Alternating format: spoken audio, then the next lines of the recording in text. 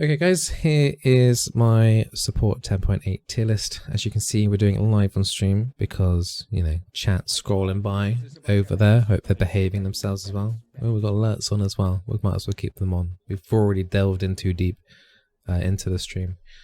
So I haven't done a tier list since 10.5. I do apologize. I honestly didn't feel like much had changed from between 10.5 to now as support. But I feel like it's been about a month and a half. And it's time to bring you guys up to date of, you know, what you should necessarily be playing in Soraka, which is completely up to you. Alright, I'm going to try and turn this alerts off. Let's do, we can do the turn the sound on the alerts off. There we go. Sorry about that. So, yeah, it's been about a month and a half since we last did the tier list, so we'll go through it relatively quickly, especially for the lower tiers, and after every tier, I'll be looking at Twitch chat and thinking, you know, like asking if they agree or disagree with what's going on here. Maybe they can change my mind on one or two decisions here later on, especially higher up. But the tier 5 to tier 4 stuff, there's not going to be. I'm not going to start moving them around because they're generally pretty bad for Soraka right now. And as you can probably see right there, that includes the new fiddlesticks. Get that asked on stream a lot recently, the last 2 weeks. New fiddlesticks, not a support, I'm afraid. The old fiddlesticks was barely support viable. This one is definitely not, so no fiddlestick support. Please don't do that. It's not good at the moment, at least in its current state. Honestly, fiddlesticks jungle at the moment isn't particularly amazing either. Everything else there. The Tom Kench, I really wouldn't advise it in terms of climbing. That is like the only like legit support there. I wouldn't really advise the Tom Kench for climbing up in Soraka. He's just too individually weak and relies a lot on having an AD carry working with you. So in duo, potentially, but I wouldn't really recommend it. So we'll move up a little bit up here to tier 4. Tier 4. There's a few champions here that you might feel like could be higher. I still feel pretty adamant about a couple of champions here though, especially considering their win rates in Soraka also. One champion that technically in this tier 4 got minor buffed because is just Rakan, because the Xayah got buffed slightly.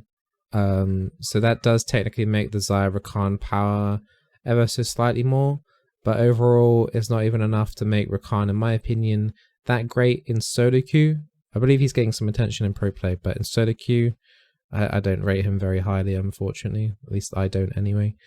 Vel'Koz as well as a champion that occasionally gets asked, and Maokai, their play rate right now on EUS and in Diamond Plus and Master is so low that my sample size is basically nothing.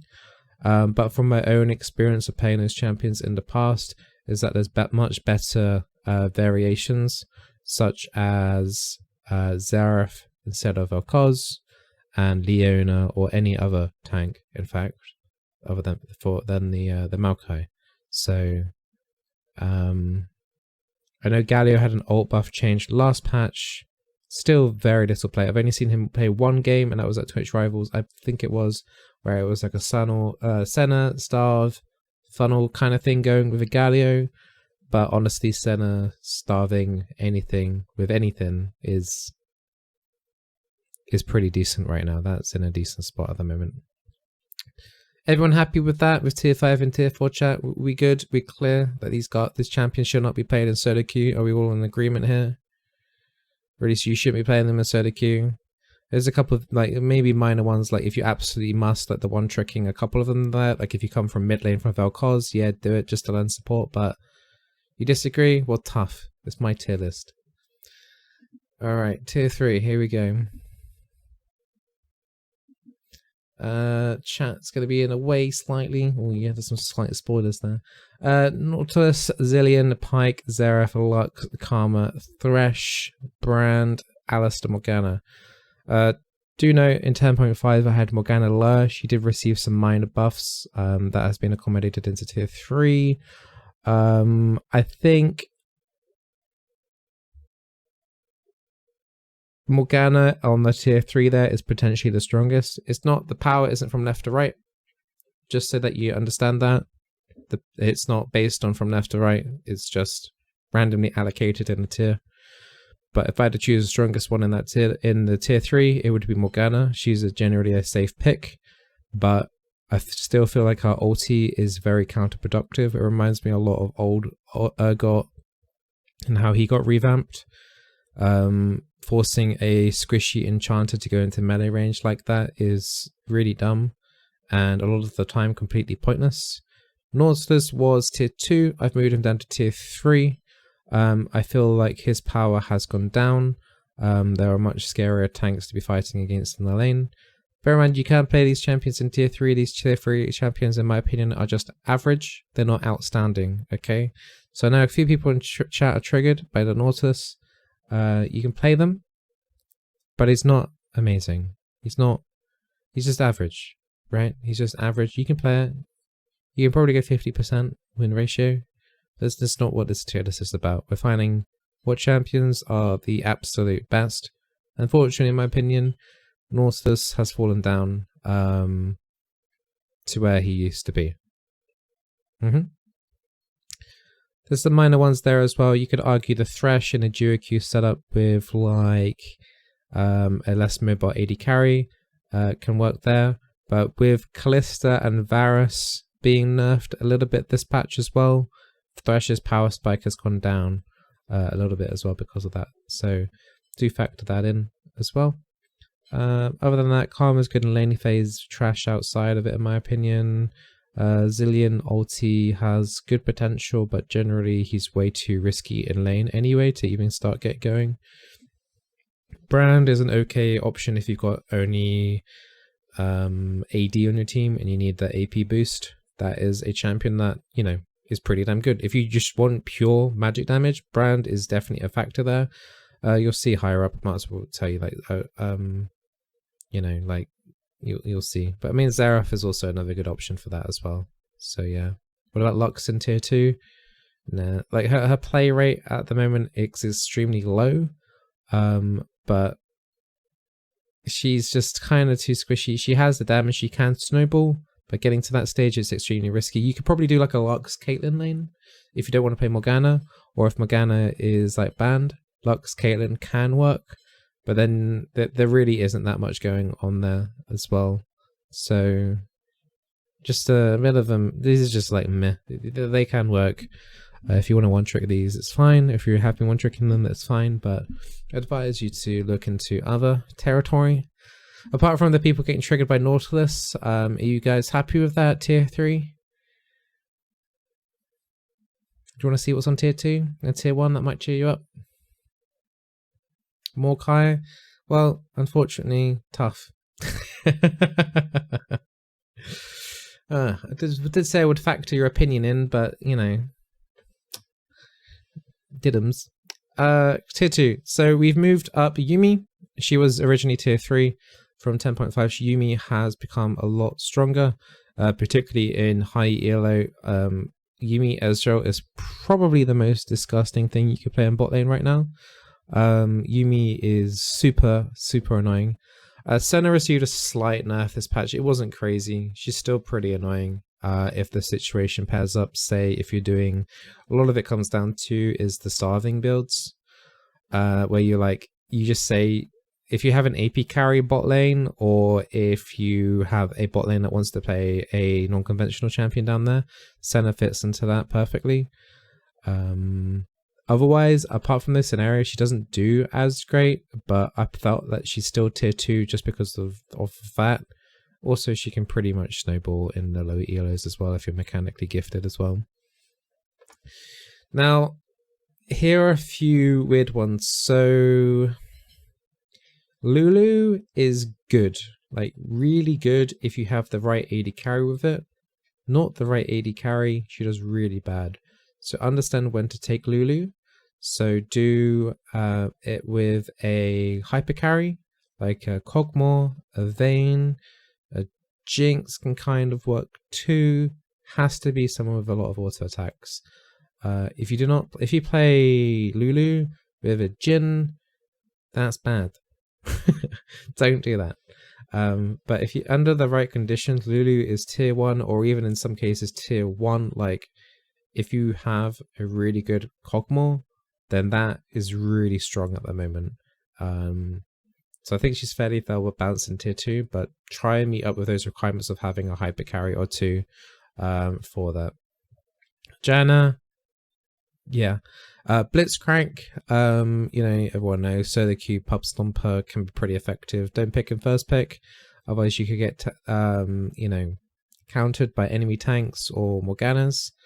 Other than that, you know, pretty solid pick for Solar Q. Just don't play that with a hyper carry though. The opposite to Lulu, you want to play that with a burst AD carry like a Draven or a Lucian or something like that. Zyra, she is probably the best mage right now. Her DPS isn't as high as something like the Zyra for the brand, but she provides enough CC and enough setup as well for a champion like Jhin or Misfortune in terms of queuing the caster minions, getting those caster minions down to half HP, and then both Misfortune and Jhin Q work really effectively there, so it sets up for easy empowered Qs for Misfortune, or for the Jhin goes doing doing doing, and then the 4th empowered bounce then goes onto a champion and does tons of damage. Swain, tier 2, still very nice pick,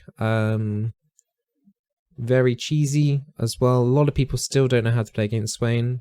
This pick was always going to be determined about how popular the Swain pick as in the support role became. Still not that popular, so because not many people know how to play against Swain, he's becoming pretty strong still. So very easy way to cheese your lane, and very good in laning phase, tanky later on, and can easily catch out a squishy target if needed. A very big distraction as well for the enemy team, yeah, just a really nice champion at the moment. Learn Swain if you're wanting to have, if you want to play a new champion at the moment, something slightly out of the box. Swain support works super nice, and I recommend you check out some of the videos that I have on Swain at the moment if you are curious to know how to play or build it. So yeah, Soraka got buffed this patch. I've done a few games on Soraka this patch.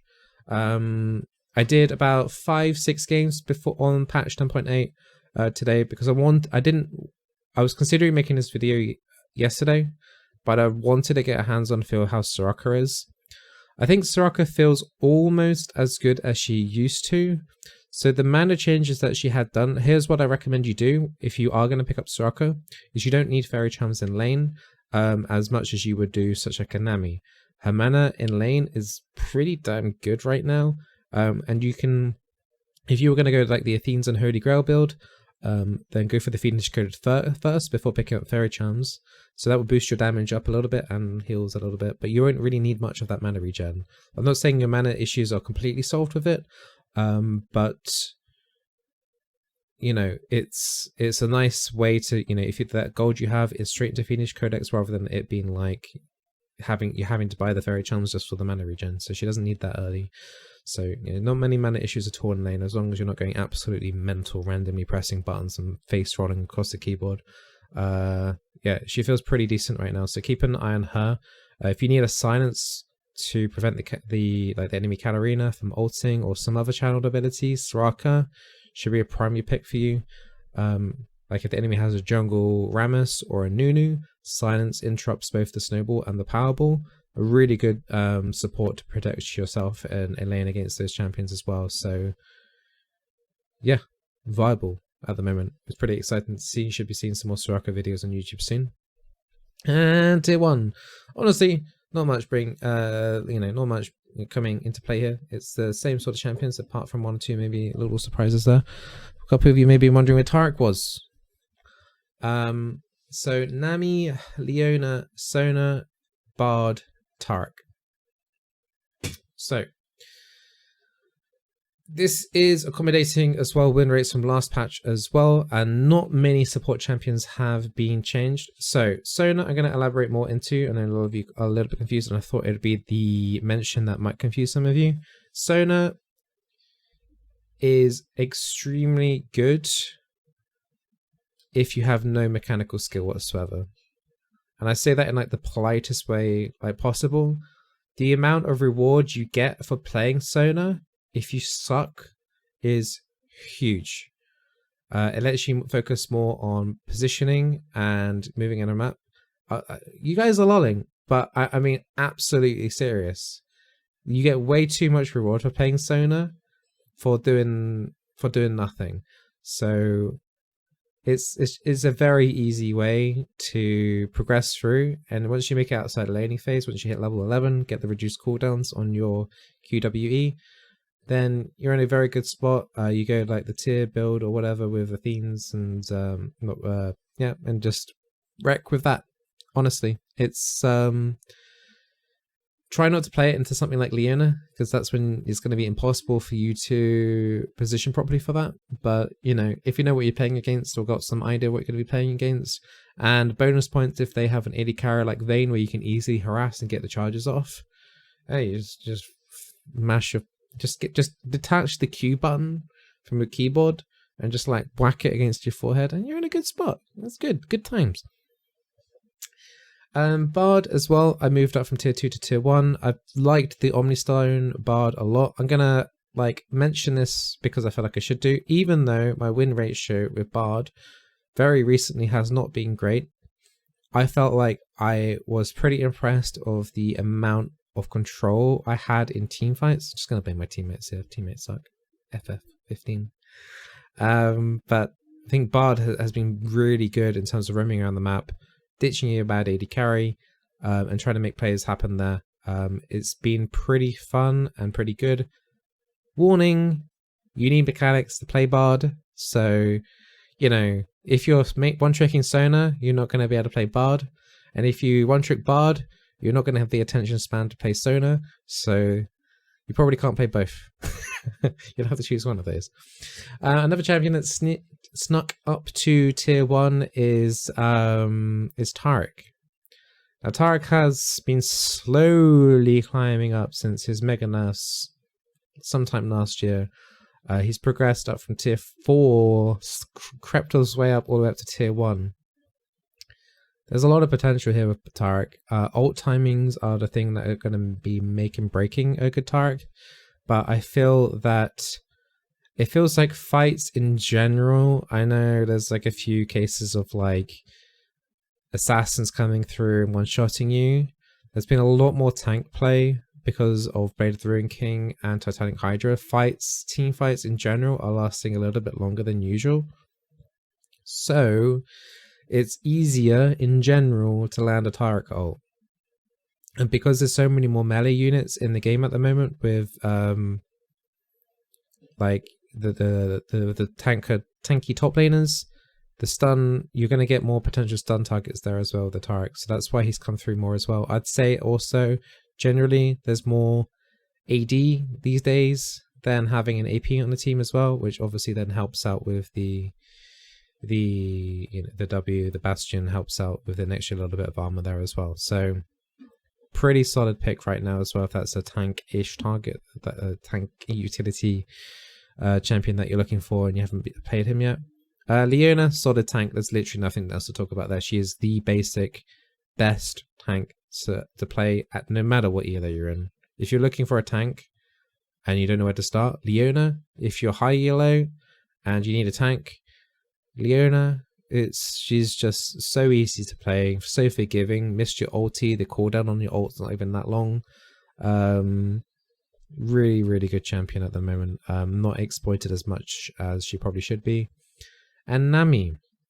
I came across an interesting, I don't know if it's intentional or if it's going to get hotfixed, but I feel like I should mention it. Nami E now procs mana flow band, which is a nice buff in lane. It's nothing crazy, but it's something worth mentioning in case you're in a situation like that. When I tested it, self-cast E worked. I didn't get time to check if an ally having E worked procced mana flow band, but self-cast E auto-hit procced mana flow band. So just to give you guys a heads up there, and might need more experimenting, but yeah, not self-casting as in you have to attack the target in terms of doing it, I believe, but there's a weird area going on around that, so there's a hidden buff regardless for Nami because she gets more procs off quicker in the lane. So I think it's when you do, from when I saw it happen, it was from a self-cast E, and then I auto-attacked a champion. And I think that auto-attack, when it used an orb, then procced Malifaux Band. I'm 99% sure. I thought I'd just throw that out there in case anyone else has noticed that as well. Otherwise, Nami, top pick right now. Probably the best enchanter to play right now if you know how to press buttons and click at the same time. I'll still throw shade on the Sona players because they'll come out in force. I know there's a couple of channels dedicated to Sona mains, and if they get whiff of this, then I won't hear the end of it for the rest of the year. But hopefully this tier list helps you out. This tier list generally applies to every single tier in League. The lower you go down the tier list, the more viable something will be in lower ELO. That's just the nature of it. So anything tier 4, tier 5 could be work in iron, but won't work in diamond necessarily. So just generally try and stick to tier 1 to tier 2. That's my opinion. Obviously you can do what you want. This is just my opinion at all. So this is just going to give you an idea of what's strong right now, or what I think is strong right now. So yeah, hopefully that guides you through. I'll try and be better in updating the tier list. Hopefully there's some... Honestly, the patches for supports lately have been really boring. So I've had no motivation at all to update the tier list until now. Hopefully we get something more exciting for the next patch. And yeah, hope it helps you out. Take care guys, and I'll see if I can do another tier list for next patch. Cheers.